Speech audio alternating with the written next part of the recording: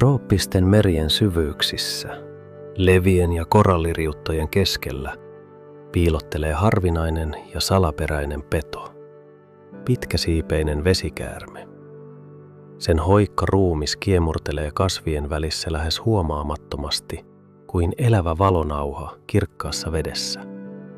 Lähes kukaan ei ole nähnyt sitä luonnollisessa ympäristössään, mutta ne, jotka ovat kohdanneet sen, kuvaavat syvää kunnioituksen ja jännityksen tunnetta. Se ei ole pelkkä käärme, vaan todellinen naamioitumisen ja äkillisen hyökkäyksen mestari. Se ei pidä avoimista alueista. Sen pitkät evät ja notkea ruumis ovat täydellisesti sopeutuneet liikkumaan korallien labyrinteissä, missä jokainen varjo ja jokainen veden virtaus on merkki varovaisuudesta. Vesi on täällä lämmintä, mutta jokainen senttimetri on osa elämän monimutkaista tasapainoa. Vesikäärmeelle liike on energiaa kuluttava ponnistus, jota se käyttää vain tarvittaessa. Monet sen ominaisuuksista ovat yhä arvoitus. Sen silmät ovat pienet, mutta hämmästyttävän tarkat, kykeneviä havaitsemaan saaliin pienimmätkin värähtelyt satojen senttimetrien päästä. Kun saalis joutuu näkökenttään, sen ruumis kaartuu hetkessä ja liike, joka hetkeä aiemmin näytti hitaalta ja sulavalta, muuttuu salaman nopeaksi syöksyksi. Tämä rauhallisuuden ja välittömän reagoinnin yhdistelmä tekee siitä yhden tehokkaimmista oman tasonsa pedoista. Se on lähes aina piilossa riutoissa ja levissä, sulautuen ympäristöönsä. Sen väri vaihtelee vaaleanvihreästä ruskeaan, mikä tekee siitä huomaamattoman missä tahansa vedenalaisen metsän osassa. Jokainen metsästysretki on tarkasti laskelmoitu operaatio, jossa jokaisella liikkeellä on merkitystä. Paikallisten kalojen ja pienten selkärangattomien keskuudessa sen läsnäoloa ei juuri huomata, kunnes on liian myöhäistä. Tämä peto ei jahtaa kaikkea, vaan valitsee saaliinsa harkiten ja toimii kylmän laskelmoivasti, mikä tekee siitä ainutlaatuisen vedenalaisessa ekosysteemissä. Sen käyttäytymisen ymmärtäminen vaatii tarkkailua ja kärsivällisyyttä. Tutkijat huomauttavat, että useimmat kohtaamiset pitkäsiipeisen vesikäärmeen kanssa ovat olleet sattumanvaraisia. Harvinaisten videohavaintojen tai matalasta vedestä tehtyjen löytöjen kautta. Mutta jo nämä katkelmat osoittavat, kuinka harmoninen sen elämäntapa on. Hiljaisuus, huomaamattomuus ja äkillinen toiminta. Sen ruumis on peittynyt sileisiin suomuihin, jotka liukuvat veden läpi ja heijastavat auringon säteitä, jotka tunkeutuvat matalikolle. Se liikkuu lähes äänettömästi ja vasta kun katse kiinnittyy saaliiseen, energia keskittyy jokaiseen kaareen, synnyttäen nopean kiihtyvyyden. Näinä hetkinä tuntuu kuin kaikki ympärillä hidastuisi ja käärme toimisi täydellisellä tarkkuudella. Pitkäsiipeisen vesikäärmeen elämä on ikuista naamioitumisen ja kärsivällisyyden peliä. Se opettaa, että pedolle tärkeämpää kuin nopeus on strategia, tärkeämpää kuin melu on hiljaisuus, tärkeämpää kuin voima on laskelmointi. Jokainen sen olemassaolon hetki on harmoniaa merellisen ympäristön kanssa, jota me vasta alamme ymmärtää. Taivaan toinen puolisko kuluu pitkäsiipeiseltä vesikäärmeeltä lähes huomaamatta ympäröivälle maailmalle. Se palaa suojiinsa korallien keskelle, liukuu kivien ja leväoksien välistä, jättäen jälkeensä vain veden kevyen värähtelyn. Jopa levätessään sen ruumis säilyttää notkeutensa ja valmiuden välittömään reaktioon. Tässä kätketyssä maailmassa jokainen senttimetri tilaa on tärkeä ja jokaisella liikkeellä on merkitystä. Joskus suuremmat kalat lähestyvät sitä tutkiessaan riuttaa. Käärmeelle se ei ole uhka, vaan mahdollisuus.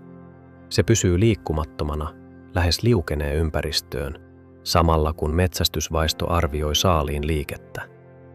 Sen strategia on yksinkertainen ja täydellinen. Odottaa, tarkkailla ja toimia vasta silloin, kun onnistumisen mahdollisuus on suurimmillaan. Tämä hiljaisuuden filosofia tekee siitä yhden vedenalaisen metsän taitavimmista pedoista. Pimeydessä, jossa valo tuskin tunkeutuu, pitkäsiipeinen vesikäärme käyttää aistikykyjään. Sen ruumis tuntee veden värähtelyt, mikä mahdollistaa saaliin havaitsemisen useiden metrien etäisyydeltä. Se ikään kuin näkee maailman ei silmillään, vaan tuntemuksilla, jokaisella ruumiinsa kaarella. Yksikin väärä liike voi säikäyttää saaliin, joten hallinta ja kärsivällisyys ovat sen tärkeimmät työkalut. Illan saapuessa vedenalainen metsä täyttyy pehmeästä kultaisesta valosta, joka siivilöityy pinnan läpi. Näinä hetkinä käärmeestä tulee lähes näkymätön. Suomut heijastavat valoa ja sen siluetti sulautuu veden välkkeeseen. Tämä ei ole aktiivisuuden, vaan tarkkailun aikaa.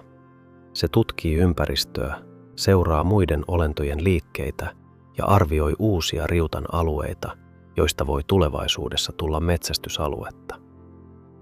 Sen vuorovaikutus muiden meren asukkaiden kanssa on vähäistä. Käärme ei ole aggressiivinen ilman syytä. Kalat, ravut ja pienet nilviäiset voivat liikkua sen lähellä huomaamatta vaaraa. Mutta kun saalis tulee liian lähelle, yksi hetki ratkaisee kaiken.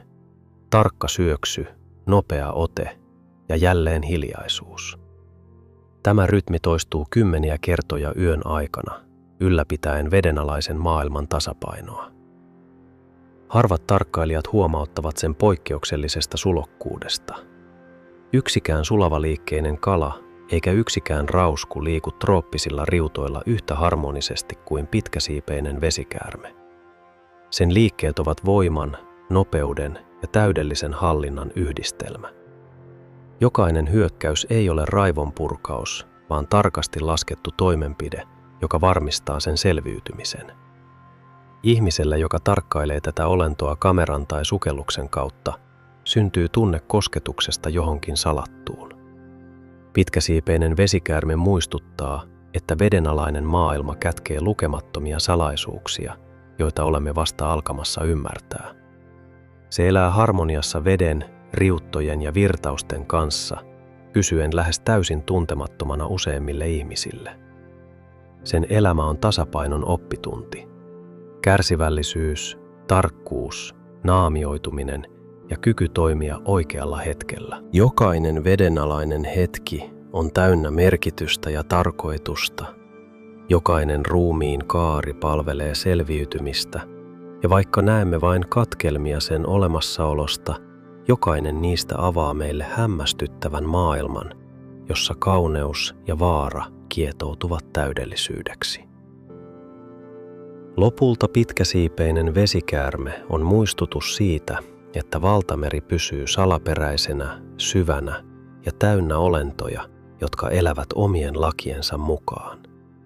Sen hiljaisuus, sulokkuus ja tarkkuus tekevät siitä yhden meren arvoituksellisimmista pedoista. Olennon, joka kykenee selviytymään ja kukoistamaan siellä, missä useimmat elävät olennot eivät kestäisi minuuttiakaan.